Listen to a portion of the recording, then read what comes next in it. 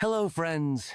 Today, we're talking about Barış Baktas, an actor who, despite his relatively short career in cinema, has already captured the hearts of viewers not only in Turkey but also abroad.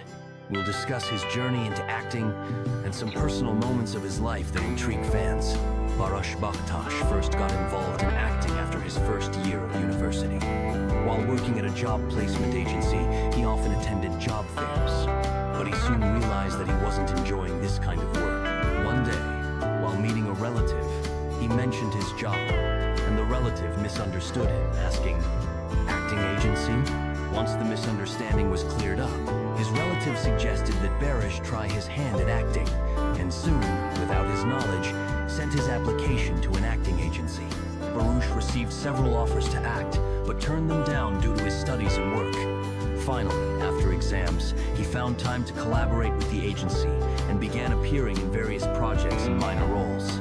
After graduating from university, Barış realized that acting was his true calling. He removed his profile from the agency and dedicated himself entirely to studying acting, dance, fencing, and other skills necessary for an actor.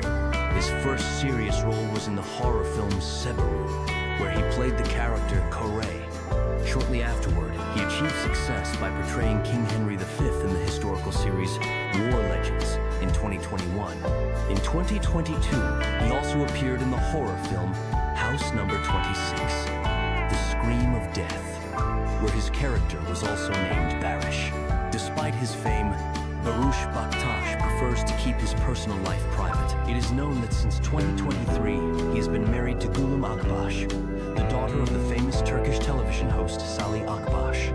Gülüm owns a beauty salon in Istanbul, and the couple has no children together yet, though Gülüm is raising a child from a previous marriage. In 2024, rumors about a possible divorce started circulating, but Barış quickly denied these claims.